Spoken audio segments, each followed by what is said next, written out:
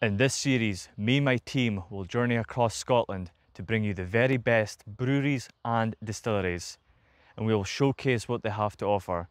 Along the way, we'll stop by unique and amazing places for a bevy, and you never know, you might just learn something. Welcome to Bevy Trails. Nestled in one of the most picturesque and tranquil corners of the Scottish countryside, surrounded by vast fields of barley, oats and endless woodlands, and a natural spring from which it takes its name, lies Roehill Springs Distillery. Run by husband and wife, team Duncan and Shirley Morrison, this small batch distillery perfectly embodies the spirit of craft distilling.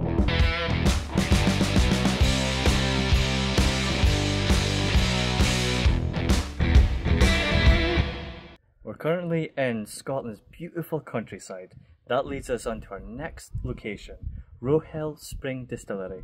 Now let's go in and have a walk around.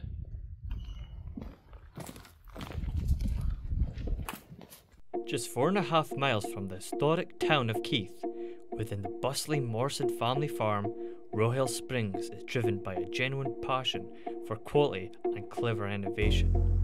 Now, let's meet the man behind it all, Duncan Morrison. Hello, I'm Duncan Morrison, owner, founder of Roehill Springs Distillery. This is our still that was contrived in conjunction with Forsyth of Rothes, where my son is distillation lead project engineer. So we get the latest technology and advancements which we use in conjunction with traditional methods after my 15 years with Shivers Brothers as a stillman on various malt distilleries throughout Speyside.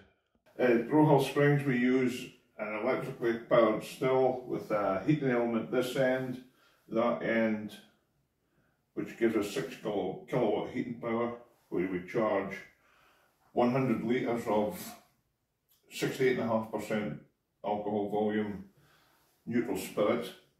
We add various botanicals to the vapour basket. Mainly we use traditional botanicals as in juniper from Macedonia, etc., but also a large quantity of hand-picked Rowan's, dog rose, gilder rose, etc., which I won't go into the quantities. Once it's charged and the vapour basket is full after a 24-hour steep in neutral spirit, we turn on the heat and it takes 1 hour 15 to boil up to temperature. Then the vapour starts to soften the berries and rise up through picking up the various oils and flavours, and it up the copper lye pipe, which gives a copper kiss, which it'll refine the spirit, remove sulphur, etc., where it condenses in the copper condenser. Cold water in the bottom, warm water at the top. Vapour condenses back to liquid, and where we capture the heads, the first 5 minutes, first litre or so is thrown away for bad flavours and any methanol that might be there. Then we capture the heart of the run, which takes about 5 hours. Then we switch off the tails, which is totally discarded. We don't use them again. They're kept in storage because there's still alcohol in them, but we never use them again. So we only have the absolute heart of the run, as it were, for the whichever gin we're distilling and vodka at the time. So, how many bottles can you produce here, Duncan? Each run of the still will produce 180 bottles of gin number 5 at 43% alcohol.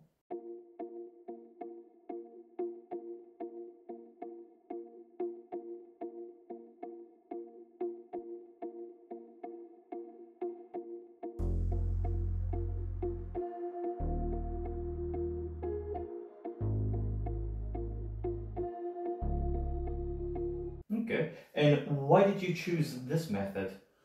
Because if you put botanicals directly in the pot, they can get contact with the heat source and singe and give off notes. So I prefer the much more delicate vapour method, which carries oils across rather than any too much notes from the St. John, etc. It's just how I do it. Okay. It's much more refined, I think. Perfect.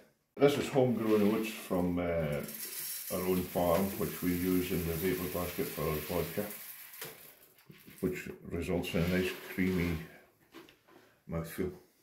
This is the vat where we do our maceration of the honeyberry gin, which is 2 runs of the still at 84% alcohol go in the vat, where we add a huge amount of Scottish honeyberries sourced from the Scottish Honeyberry Growers Association. We work in conjunction with them. It's steeped in the vat for about approximately 3 weeks minimum. Then we remove everything from the vat, press it, and the liquid drops back into the vat. We're left with, there's so much juice in the honeyberries, our target strength is 40% alcohol. So in effect, the honeyberries do the reduction as well. So it is now 40% alcohol and no additives, no sugar, there's not even reduction water added. After 3 weeks maceration and marriage in the vat, we remove into the fruit press with a fine muslin screen, and we screw it down manually and squeeze every drop of goodness, both fruit and gin, back into the vat. And that, with the berries being so natural and juicy, that does a reduction as well down to 40% alcohol. So no water added, no sugar, no flavourings, totally natural product. I'm about to fill this bottle from the vat into the juicer straight from the source. Oh, cool.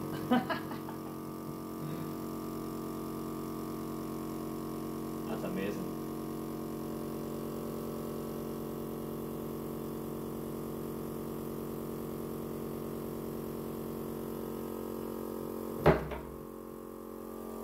Fresh honeyberry. This is our gin number 5, our flagship. It's the one we started with. It's so-called gin number 5 because in the early stages I did about 15 trial recipes, and at the tasting session with family and friends, number 5 was voted the favourite. So what better than number 5 for the name of the bottle, the product. Then we moved on to a Navy strength, which was made for as a cocktail type gin, but also a nice, smooth, easy drinking for people who like a more powerful and bold flavour. And then we did the honeyberries, which is, we've talked about already, it's very intense and fruity. It's not a liqueur, as in it's full strength at 40%, so it can legally be called gin. And there's no sugar or flavourings or indeed water added for reduction, so it is a totally natural product. And if you scan the QR code, this gives a distillation date, batch number, etc. And indeed the orchard where the actual honeyberries were grown that are used in this bottle. Our blue gin is based on number 5, reduced further to 40% with the addition of butterfly pea flower extract. So as in when you add tonic or any acidic product, such as a lemon or a lime, the gin will turn to pink instantly. Our gin leaves the still at 84%. It's added to a tank here where we add spring water, whichever volume is required for the reduction. Gin number 5 will be 43% alcohol, so it contains about 75 litres water per still run. Bottles are rinsed in the rinser. The gin is sucked through the filter to a new filling head, which fills bottles, any size bottle from, you can calibrate it to 50 ml miniature pouches to 700 ml bottle refill pouches and also bottles as well. So it's a much simpler process. What sets Roehill Springs apart from the other small batch distillers is their commitment to the environment. Duncan's 95-litre still, crafted by the famous coppersmith Forsyth and Rothus, is heated using electricity and exclusively powered by a large wind turbine, located right behind the stillhouse.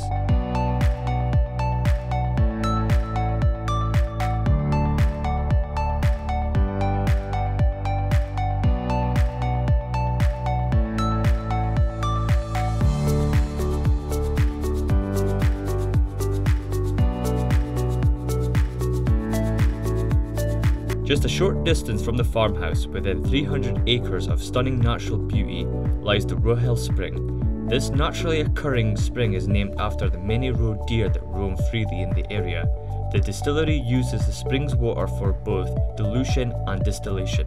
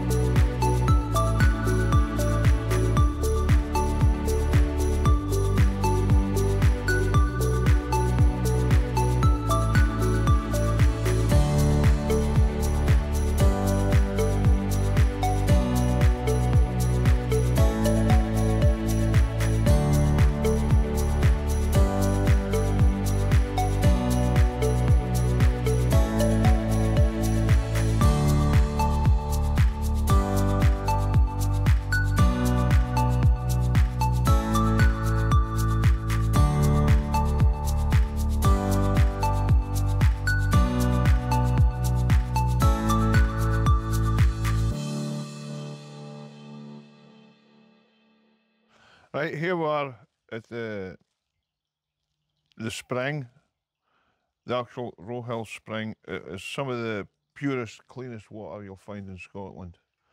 It's absolutely no additives. That's why we use it for distillation, because any distiller will tell you the water is one of the most important things in a still.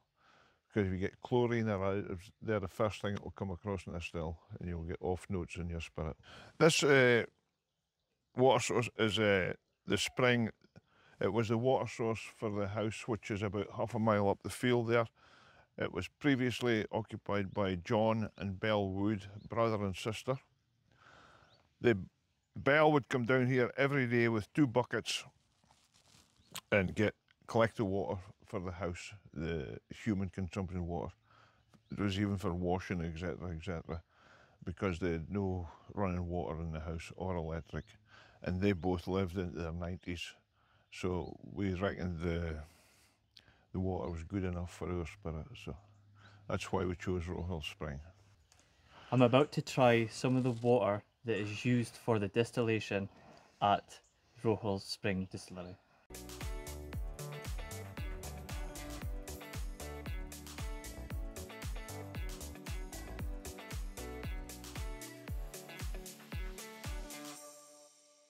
So you might think that this shack is quite simple, but really it's actually quite technical. This is how we collect the water from the spring.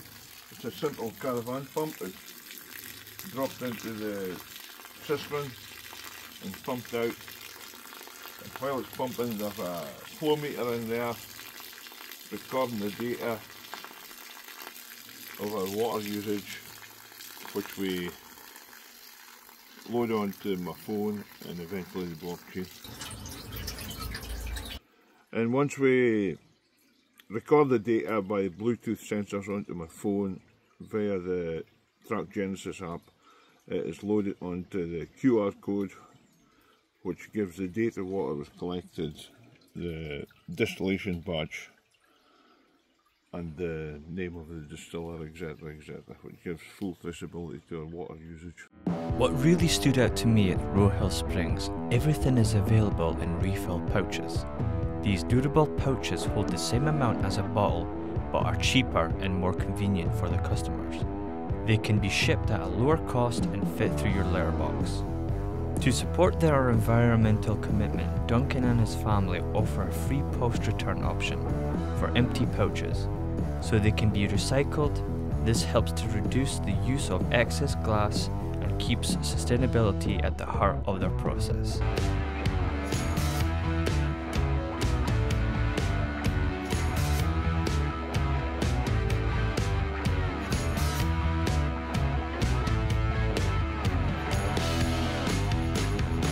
Thank you for tuning in to another episode of Bevy Trails. If you enjoyed the video, please leave a like and a subscribe, and we'll see you in the next one.